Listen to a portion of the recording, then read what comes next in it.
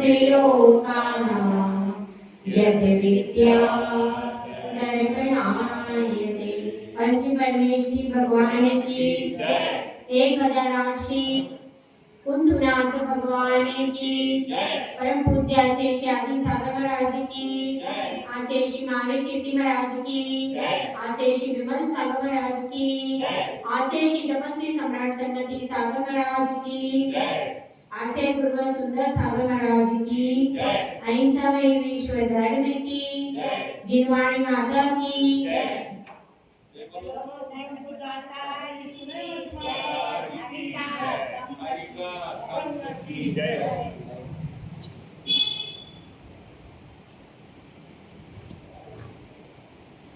धर्म प्रेमी हो गया हूँ। इस संसार में हर व्यक्ति को कोई ना कोई टेंशन, कोई ना कोई तनाव लगा ही होगा। लेकिन जब हम वकील के पास में चले जाते हैं, ज्योतिषी के पास में चले जाते हैं, अथवा डॉक्टर के पास में चले जाते हैं, भले ही हमें कोई भी रोग नहीं हो, हमारा कोई केस नहीं चल रहा हो, हमारी कुंडली बिगड़ी हुई नहीं हो, लेकिन फिर भी यदि हम डॉक्टर, वकील और ज्योतिषी के पास में चले जाते हैं, तो आजकल पंचम काल की यह विसंगति है कि हम कोई ना कोई दिमाग में फितूर लेकर के जरूर आते हैं। तो क्या कारण है कि हम टेंशन में आ जाते हैं, ये सब फितूर हमारे दिमाग में घूम जाते हैं कि जरा सा रोग होता है तो ज्यादा भी बता दिया जाता है, जरा सी समस्या होती है तो कोर्ट में खड़ा कर दिया जाता है, अथवा कुंडली में कुछ भी नहीं होता है तो काल सर्प योग बता दिया जाता है। ऐसे ऐसी चीजें बता दी जाती हैं कि हमने तो कैसे ऐसे ही कुंडली दिखाई थी, ऐसे ही डॉक्टर के यहाँ चले गए थे और ऐसे ही वकील का दरवाजा खटखटा दिया, लेकिन जैसे ये सब कर दिया तो समस्याओं का टेंशन हमारे सिर पे सवार हो गया। तो अब यहाँ पर एक व्यक्ति ऐसे ही ज्योतिषी के पास में पहुंचता है और पूछता है, बताइए मुझे कौन सा ग्रह परेशान कर रहा है।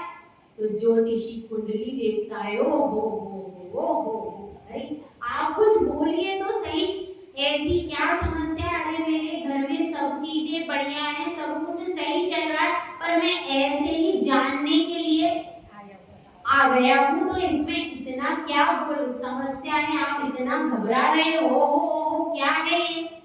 तो ज्योतिषी कहता है कि अरे कुंडली तो बहुत अच्छी है, बहुत बढ़िया है, एकदम A1 कुंडली।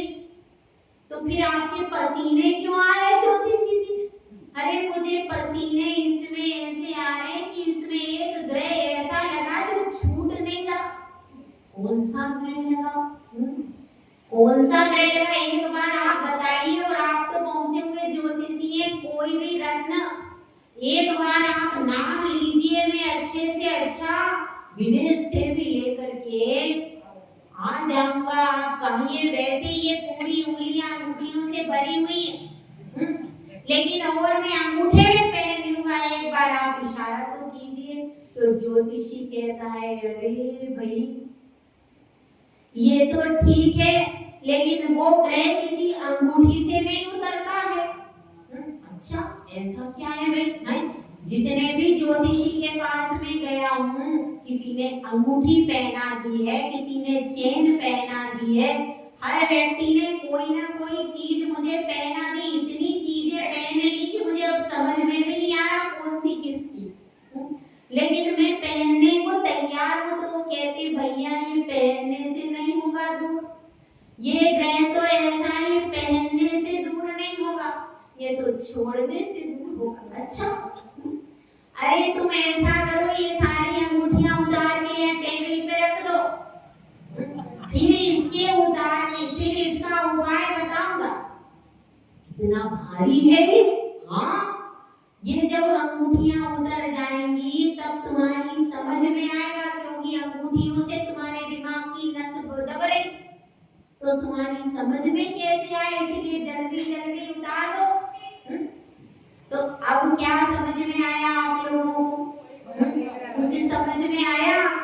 भाई देखो, हम ग्रहों की शांति के लिए ये पहनते हैं, वो पहनते हैं, ये करते हैं, वो करते हैं, घर में ये चीज ले आओ, घर में ये कर लो, और भी ज्यादा ला ला के रखते हैं, लेकिन सबसे बड़ा ग्रह तो हमारे पास बैठा हुआ है, 24 घंटे जो हमको ग्रस रहा है, वो ग्रह कौन सा है भाई? परिग्रह। परि का अर्थ होता है चारों तरफ से असमानता, चारों तरफ से जो हमको घेर रहा है, कस रहा है, डस रहा है, वो क्या है? वो परिग्रह रूपी सर्प है। और उस सर्प से आप क्या मान रहे हो कि ये सुख है? क्या मानते हो? अरे कोई सर्प से डसा जाता है तो दुख मानता है, लेकिन हम ऐसे हैं कि सर्प के पास ही रहते, सर्प को लपेटे रहते हैं और सुख की कामना करते हैं। यह परिग्रह सबसे बड़ा ग्रह है। यह जिसके लग जाए वह फिर क्या करता है? वह फिर जीवन में नीचे ही नीचे जाता है। जिस तरह से तराजू होता है, तराजू में आप वजन रखते हो, जब तराजू में वजन बढ़ता है तो पलड़ा कहाँ जाता है? नीचे जाता है। और जब तराजू हल्की होती है तब कहाँ जाती है? ऊपर की ओर जाती है। इसी से समझना चाहिए कि यह परिग्रह हमारे लिए सुखद नहीं। और जब ये मान्यता होती है तभी व्यक्ति परिग्रह परिमाण व्रत की तरफ चलता है तो उसका जीवन सुखद होता है। और अगर बिना जाने समझे किसी के प्रेशर में व्रत ले लेता है तो वह तो सोचता है, इच्छा तो अंदर से है, इच्छा तो अंदर से बढ़ गई है, वह नहीं जानता कि इसकी लाभ हानि क्या है, लेकिन फिर ले लेता है तो उसके सही भाव को, सही रहस्य को पकड़ नहीं पाता। इसलिए आचार्य परमेष्ठी आचार्य समंतभद्र स्वामी यहाँ पर बता रहे हैं कि परिग्रह परिमाण क्या है। पहले आप ये तो जाने कि क्या है। बिन जानते दोष गुणन को कैसे तजिए गए। इसलिए यहाँ पर बता रहे हैं कि पहले जानो, समझो, उसके बाद छोड़ो, तो आप अर्थहीन लक्ष्य पर नहीं पहुंचो। इसलिए लक्ष्य तो निर्धारित किया है कि भाई माना है परिग्रह है, तो अब इसकी गाथा में पढ़ते हैं कि आचार्य समंतभद्र स्वामी परिग्रह परमाणुव्रत प्रेत लक्षण क्या बता रहे। धन धान्य आदि ग्रंथम परिमाय ततोदिकेषु निस्पृहता परिमित परिग्रह स्यादिच्छा परिमाणनामपि।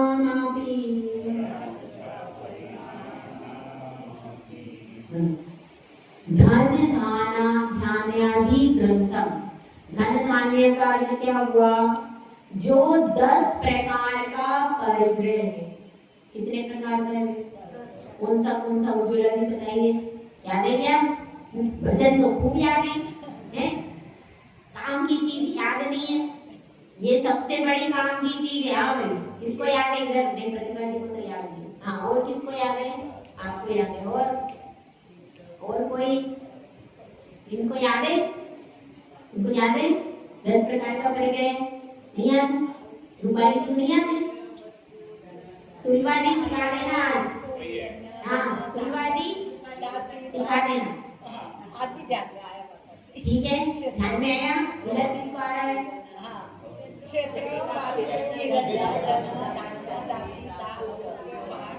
अब ध्यान में आगे, बट लाइट जल गई भाई। ट्यूबलाइट देर से जलती है पर जल जाती है, ये अच्छा, ठीक है?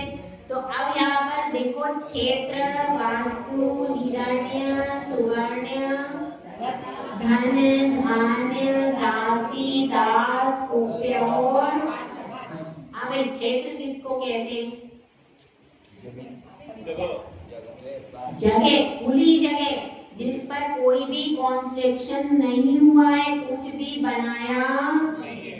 वह मैदान की जगह हो सकती है, दुकान की जगह हो, किसी की भी चीज की जगह हो, जो खुला मैदान है वो क्या कहलाता है? प्लॉट जिसको बोलते हैं, क्षेत्र।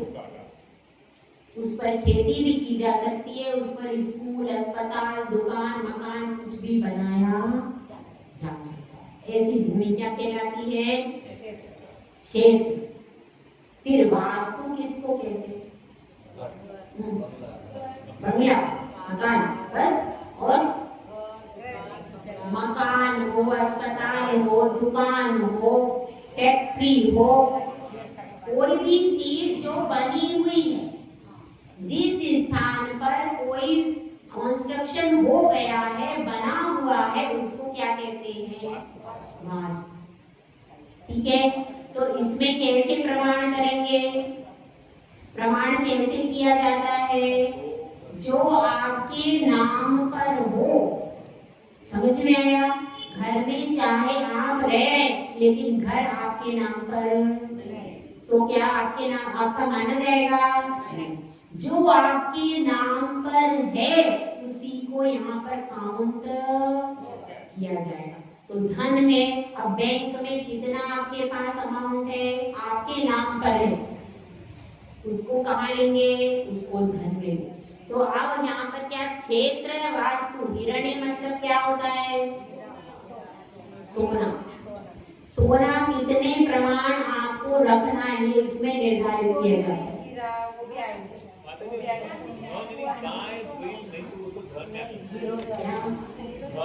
पशुधन आता है, पशुधन भी होता है, पशुधन भी होता है और सामान्य धन भी होता है। अब तो नहीं होता है ऐसा, लेकिन अगर किसी के घर में पशुधन है तो वह भी धन के अंतर्गत ही आ जाएगा, पशुधन भी कहा जाता है। ठीक है, तो अब यहाँ पर बताया जा रहा है क्षेत्र वास्तु हिरण्य सुवर्ण, ये आप समझ गए, चांदी सोना। उसके बाद धन, फिर अब धन में सब कुछ आएगा, पशुधन भी होगा और बैंक में जो रखा हुआ धन है वो सब आ जाएगा। उसके बाद धान्य, धान्य में क्या आएगा? वर्ष भर में आप कितने धान्य के कोठे भरते हो या कितनी बोरी रखते हो, वो पूरा किसमें आता है? धान्य। क्योंकि वर्ष भर में क्या होता है, इतनी बोरी का अनाज मंगाते, इतनी बोरी आप साल भर में यूज करते हो, उसका एक वर्ष का प्रतिरक लेना, जिंदगी भर का तो काउंटिंग ही नहीं है। कितनी खाली गई, कितनी बोरी खाई गई, बताओ बताओ जोला जी। बचपन से लेकर जन्म 1 साल के बाद तो आपने थोड़ा थोड़ा खाया होगा, दलिया वलिया। ठीक है, बताओ एक बोरी का हिसाब है, बताओ कितनी बोरी खाई, पता नहीं। तो 1 साल में घर में जितना अनाज आता है उतना उस स्वामी को, जो परिवार का मुखिया है, उसको उसका दोष लगेगा। तो वह पहले ही निर्धारित कर लेता है कि हमारे यहाँ 10 बोरी में काम चलता है, 15 बोरी में। और यदि वह क्या कर रहा है, विवाह आदि उत्सव कर रहा है, जो अनुव्रत आदि लेते हैं, वो अगर विवाह आदि उत्सव कर रहा है तो विवाह आदि में तो धान्य ज्यादा होगा, खर्च होगा कि नहीं। शादी आदि में जो भी करते हैं तो उसमें पहले तो गेहूं मंगा करके ही करते थे, अब तो शायद वहीं से डायरेक्ट आ जाता है बन के, जैसा कुछ सिस्टम रहता है ना, रेडीमेड रहता है। पहले क्या व्यवस्था थी, पहले घर में ही गेहूं वगैरह पूरा धान्य लाते थे और फिर उससे भोजन बनवाते थे, वो बुला करके यहीं पर बनवाते थे। अब वो सिस्टम रहा नहीं, पर वह शुद्ध सिस्टम, उसके द्वारा शुद्ध भोजन बनता है। और जो ये चल रहा है कैटरिंग का सिस्टम, ये बिल्कुल भी शुद्ध नहीं। मतलब वह भोजन वर्तमान में खाने योग्य ही, अगर आप बनते हुए उसको देख लो तो आप उसके पास जाना भी पसंद नहीं करोगे, ऐसा वो भोजन है। और विषाक्त भोजन, जिसको करने के बाद आपके शरीर में प्रॉब्लम्स बढ़नी चालू हो जाती। तो ठीक है, अब क्या हो गया, धन धान्य। उसके बाद क्या आता है, दासी और दास। दासी और दास घर में जो काम कर रहे हैं वर्तमान में, उनकी काउंटिंग कर सकते हैं। आपको ज्यादा करना है तो दुगना करके कर सकते। इसके अलावा शादी ब्याह में अथवा आप कहीं भी कोई फंक्शन जन्मदिन का करें, एनिवर्सरी के भी आजकल शादी बराबर होते हैं, पहले नहीं होते थे, अब होते। हाँ, तो अब वो सब होते हैं। ये सब व्यर्थ की चीज है, इनमें व्यर्थ का खर्चा करने से तो आप कहीं पर गरीब व्यक्तियों को करो, कुछ अस्पताल करो, या कुछ स्कूल, कुछ भी ऐसा विद्यालय में दान दो, या साधु को दान दो, वो ज्यादा श्रेष्ठ। जबकि इसमें हजारों लाखों रुपए बर्बाद कर दो, तो क्या है फिर। तो अब इसमें दासी दास का कैसे परिमाण करेंगे। जो घर में वर्तमान में काम कर रहे हैं उनका प्रमाण किया जाता है, और फिर शादी ब्याह के उत्सव के जो होंगे उनकी छूट ली जाती है। जो उत्सव आदि होंगे उनमें भी नौकर चाकर आते हैं कि नहीं आते हैं, मतलब टेम्परेरी लेते हैं, 4-5 दिन के लिए आते हैं, तो उनकी छूट ली जाती है कि भाई हम कोई उत्सव करेंगे तो उत्सव की छूट, क्यों उसमें आप काउंट कर ही नहीं सकते ना। उस समय कई बार सामान लगाने के लिए भी बुलाना पड़ता है, साफ सफाई के लिए बुलाना पड़ता है, और भोजन बनाने के लिए भी बुलाना पड़ता है, मतलब उसमें अनकाउंटेबल हो जाता है, इसलिए उसकी क्या लेनी पड़ती है, छूट लेनी पड़ती है। तो धन धान्य दासी दास, उपे मतलब क्या होता है, कपड़े। कपड़ों का भी पूरा परिमाण किया जाता है, कितनी साड़ी रखते हैं जीवन भर के लिए। जीवन भर के लिए जितने भी वस्त्र आप रखेंगे, एक सेट होता है, जैसे साड़ी ब्लाउज और आपका एक सेट पूरा तैयार, तो एक सेट का उसका एक गिना जाता है, खाली साड़ी का नहीं गिना जाता। कुछ लोग खाली साड़ी का गिन लेते, नहीं, जो आपका कंप्लीट एक सेट है वो एक गिना जाता है। तो इस तरह से पूरे जितने भी सेट हैं उनकी काउंटिंग करना चाहिए। और जो आपने विवाह आदि में देने के लिए साड़ियां खरीदी हैं वो इसके अंतर्गत, केवल आप जो स्वयं पहनते हो वो ही वस्त्र इसके अंतर्गत आएंगे, क्योंकि आपको विवाह के लिए भी खरीदना पड़ता है। बच्चों के विवाह के लिए भी किसी का परिमाण रखे तो क्या विवाह के लिए उसको खरीदना नहीं पड़ेगा, जेवर भी खरीदना पड़ेगा, साड़ियां भी खरीदनी पड़ेगी, मगर क्या कहता है वो, ये मेरी बेटी के लिए है, वो खुद नहीं पहन सकता। पहन सकता है क्या, वह किसके लिए है, उनकी बच्चे के लिए, उनकी बेटी के लिए है वो, और उनके रिश्तेदारों आदि के लिए साड़ियां लेनी इसलिए खरीदी गई, उसके स्वयं के लिए वो, इसलिए वो खरीदता भी है, पसंद भी करता है, घर में भी रखता है जब तक उत्सव चल रहा है तब तक, लेकिन उसको स्वयं पहन वह रखा रहेगा उसके पास, और जब उसका अवसर आएगा तब उसको दे दिया जाएगा।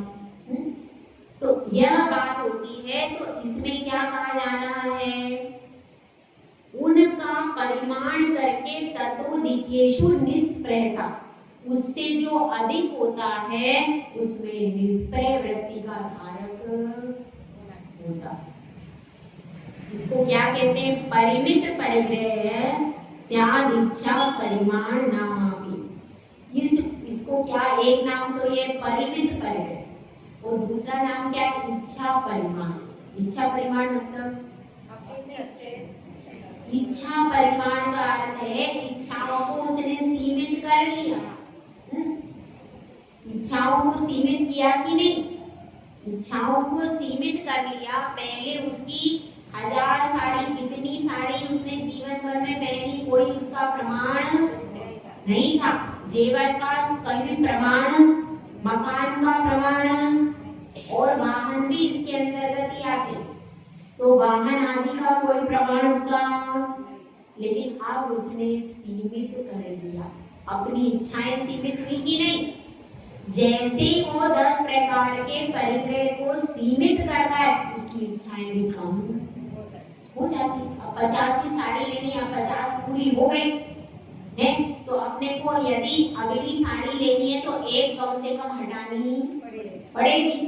तो फिर क्या होगा, तो मन को संकोच तो करना पड़ता है। तो इसलिए क्या हो जाता है, यह परिमित परिग्रह में इच्छा को परिमाण किया जाता है। तो अब इसमें यह समझना है कि एक सूत्र आता है तत्वा सूत्र में, भय आरंभ परिग्रहत्वम नारकस्यायुषा। बहुत आरंभ और परिग्रह के रखने से किस आयु का बंद होता है, नरकायु। मतलब चक्रवर्ती भी यदि अपने परिग्रह के साथ में मरण कर लेता है तो कहाँ जाएगा, और यदि वह परिग्रह परिमाण व्रत लेकर के मरण करे तो स्वर्ग में या मोक्ष में जा सकता है। ठीक है। और एक और सूत्र आता है, अल्पारंभ परिग्रहत्वम न क्या मानुषस्य।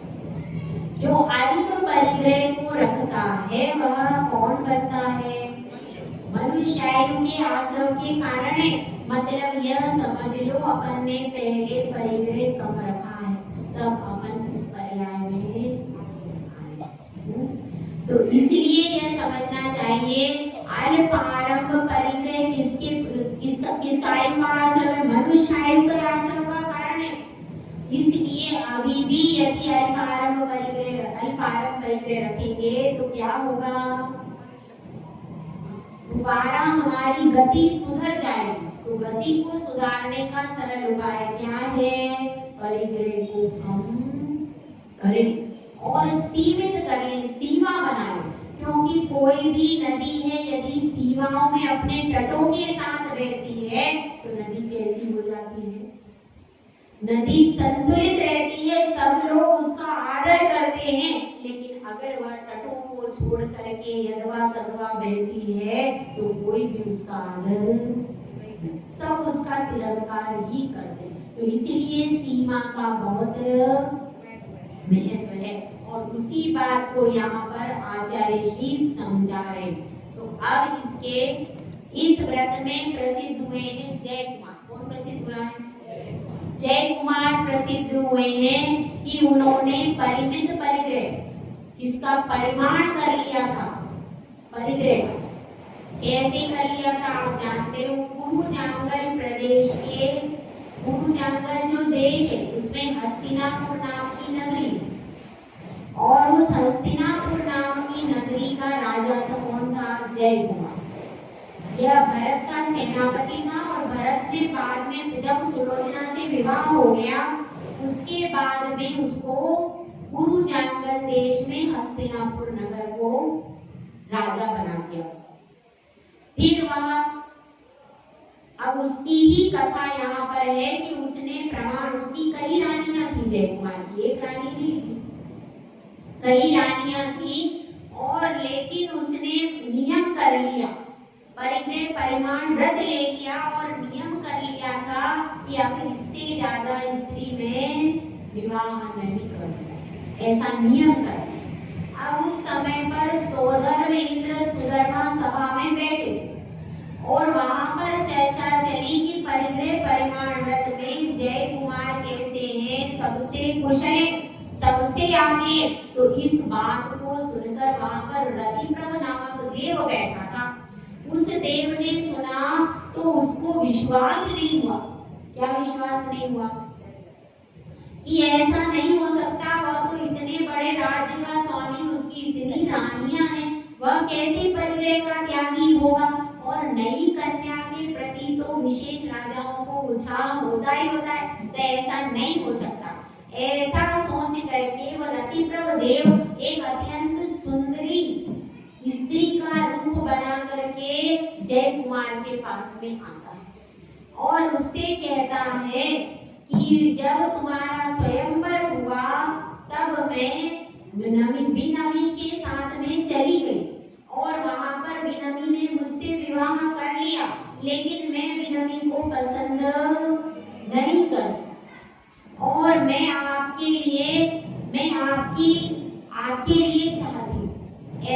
बचने का उस स्त्री।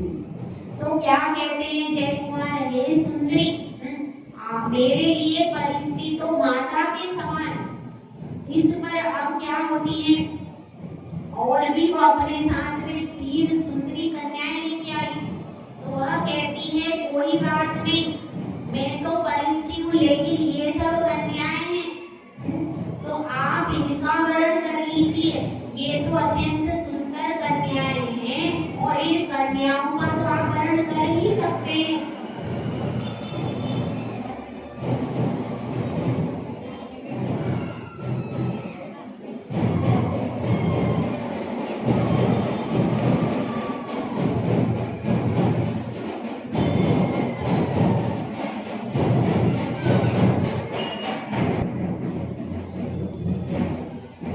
जय कुमार के आगे आकर के वो प्रार्थना करती है। जब तो भी जय कुमार कह देता है कि मैंने तो परिग्रह परिमाण व्रत ले लिया है, अब मैं अन्य कन्या से विवाह नहीं करूंगा।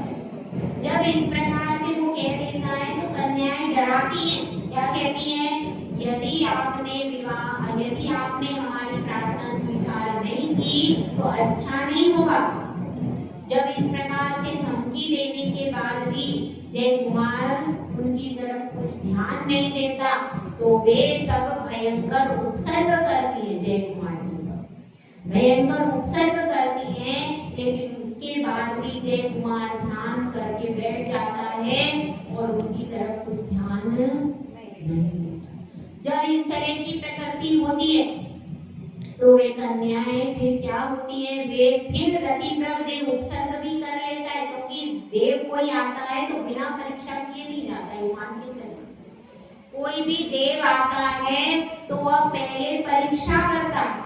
अगर आप उसकी परीक्षा में पास हो गए तो ही वो आपको कुछ दे के जाएगा। अगर आप उसकी परीक्षा में पास नहीं हुए तो आपको कुछ देने वाला नहीं। तो अब क्या होता है, ये उसकी साधना से बहुत प्रभावित हो जाता है रति प्रभदेव और अपने असली रूप में आता है, उसकी पूजा करता है, उसका सम्मान करता है और फिर स्वर्ग को चला जाता है। मतलब कैसी भी परिस्थिति आई, लेकिन उन्होंने धमकी भी दी, सब प्रकार से उपसर्ग भी किया, लेकिन वो अपने व्रत से चलायमान नहीं हुए। कौन थे व्रत में दृढ़ रहने वाले? जय कुमार, जो भरत के सेनापति थे। और क्या परिचय जय कुमार का बताइए? सुलोचना के वर थे। और भी एक परिचय, हाँ, गणधर, 72वें गणधर, बहुत अच्छे, 72वें गणधर। और परिचय दीजिए। हाँ, स्वयंवर पहला, वो तो अकंपन स्वयंवर पहला था, लेकिन सबसे बड़ा परिचय है जिसने दान तीर्थ चलाया। ऐसे राजा श्रेयांश, उनके कौन थे? चाचा जी। क्योंकि राजा सोमप्रभ और रानी लक्ष्मीपति के सुपुत्र कौन थे? जय कुमार। ये आपको पता नहीं होगा। रानी लक्ष्मीपति और राजा सोमप्रभ और राजा श्रेयांश, ये सब राजा सोमप्रभ राजा श्रेयांश के भाई थे। ये उनके किसके? श्रेयांश के भाई भाभी थे और उनके सुपुत्र। और इन सब ने सबसे पहला आहार दिया था किसको? आदिनाथ मुनिराज को सबसे पहला आहार देने वाले थे। तो यह भी जय कुमार का परिचय है कि जिसने दान तीर्थ चलाया, ऐसे परिवार से उनका संबंध था। वे उनके कौन थे? चाचा। ठीक है, तो यह किसका परिचय चल रहा है? जय कुमार। वह प्रसिद्ध हुए किसमें? परिग्रह परिमाण व्रत में प्रसिद्ध हुए। तो अब अपन इसके अतिचार पढ़ लेते हैं। परिग्रह परिमाण व्रत के 5 अतिचार। गाथा नंबर 62। अतिवाहनादि संग्रह, विस्मय लोभाति भारवह नानी, परिमित परिग्रहस्य विक्षेपा पंच लक्ष्यन्ते, अतिवाहन। अतिवाहन का अर्थ क्या है? अतिवाहन का अर्थ यह है कि हमने क्या कर लिया, बैलों की संख्या तो कम कर ली, लेकिन काम कम नहीं किया। खेत कितने, खेत तो भैया 4 ही हैं, लेकिन बैल कितने कर लिए? पहले बैल अपने 2 जोड़ी बैल थे, अब 1 जोड़ी बैल रखा है। खेत कितने हैं? पहले वो बैल 2 बैल इनके 2 खेतों को जोतते थे, 2 बैल उन खेतों को जोतते थे। अब क्या कर दिया, खेत तो वही 4 है, लेकिन बैल कितने हैं? ये होता है अतिवाहन। मतलब क्या हुआ कि हम बैलों की संख्या तो कम कर लेते, लेकिन काम का प्रमाण कम नहीं करते। अब वही 2 बैल जो पहले आराम से 2 खेत जोत लेते थे, अब वही बैल 4 खेतों को जोतने का काम, तो थक जाते, उनकी शक्ति से ज्यादा श्रम करा लेते हैं। इसलिए कहलाता है अतिवाहन। दुकान पर भी होता, दुकान पर भी भाई दासी दास कम करना है तो दासी दास कितने, 2 ही रखेंगे नौकर, लेकिन दुकान का काम तो जो पहले था वही है, काम वही है, लेकिन नौकरों की संख्या घटा दी, तो उनको रात में भी काम करवा रहे, दिन में भी करवा रहे, क्योंकि मुनाफा तो उतना ही चाहिए भैया। भले ही हमने कम कर दिया नौकर, पर मुनाफा कम होना नहीं चाहिए। ये क्या कहलाता है? अतिवाहन, अति संग्रह। क्या हो रहा है, बारिश आने वाली, दाम बढ़ने वाले, तो क्या जितना परिमाण लिया था उससे ज्यादा का अनाज घर में भर लिया, कि क्या होगा, दाम बढ़ेगा तो हम बेच देंगे तो ज्यादा पैसा आ जाएगा, तो अति संग्रह करके रख लेना। ये क्या हो गया, दूसरा विचार विस्मय। अब दूसरे के पास तो क्या है, परिग्रह परिमाण व्रत नहीं है, तो वह मनमाना लाभ प्राप्त कर रहा है। अब आपका परिग्रह परिमाण हो गया तो आप उसको देख के जल रहे, अरे ये भी तो मेरे साथ ही, इसकी दुकान मेरे साथ ही खुली है, इसका लड़का मेरे साथ ही पढ़ता है, और जब से मैंने दुकान शुरू की इसने भी शुरू की है, और अब क्या है, इसका बढ़ता जा रहा है और मेरा उतना बढ़ नहीं रहा, तो उसको देख करके आश्चर्य। ये क्या है, विस्मय। और क्या है, अति लोभ, लोभ की अधिकता होना, जबकि इस व्रत को लेने के बाद लोभ कम होना चाहिए, तो अति लोभ आपका बढ़ता ही जा रहा है। मन में कैसा है, लोभ है, भले ऊपर से नियम ले लिए, लेकिन अंदर तो क्या चल रहा है, मुझे और मिल जाए, मेरे को और लाभ हो जाए, मेरे को ये हो जाए, अंदर लोभ की प्रवृत्ति कम, जबकि ये व्रत लेने से संतोष बढ़ना चाहिए, संतोष आना चाहिए। कोई भी आप व्रत लो, यदि आप संतोष के साथ लोगे तो उसका आनंद आएगा, और यदि संतोष नहीं है तो व्रत लेने के बाद भी आपको व्रत का आनंद आने वाला नहीं है। तो यहाँ पर संतोष बढ़ना चाहिए, लेकिन बड़ा क्या, लोभ। तो अति लोभ करना, और अति भार वैनानी, जितना भार पशु धो सकते थे उससे दुगना भार उनके पास डाल दिया। जितना काम नौकर इजीली कर सकते थे, अपन ने उनसे 4 गुना काम करा रहे हैं। ये क्या है, अति भारारोपण। अति भारारोपण क्या आता है ना, वो भी इसमें आता है। अति भार वैनानी, उनसे अति भार, वो उसके अंतर्गत आता है, किसमें, अहिंसा व्रत में, वो अहिंसा व्रत में आता है, और ये परिग्रह परिमाण में आता है। तो यहाँ पर क्या उद्देश्य है, यहाँ पर परिग्रह की मुख्यता है और वहां पर हिंसा की मुख्यता है। समझ में आई बात?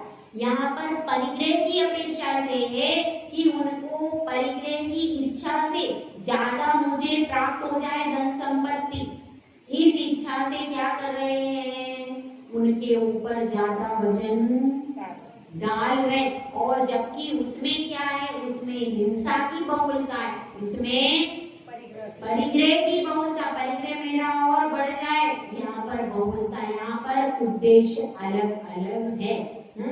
तो और क्या है, ये सब विक्षेपा कहलाते। अतिचार का एक नाम क्या नया रखा आचार्य श्री ने, विक्षेप। यह विक्षेप कहलाते हैं और इनके ये अतिचार है, ये सारे क्या हैं, परिग्रह परिमाण व्रत के अतिचार है और इनके कारण व्रत निर्दोष नहीं फलता है। इसीलिए एक परिग्रह परिमाण व्रत के धारी को ये अतिचार, ये दोष नहीं करना चाहिए। जय बोलो आचार्य सुंदर सागर महाराज की। जो बोला उसके कार्ड या उनका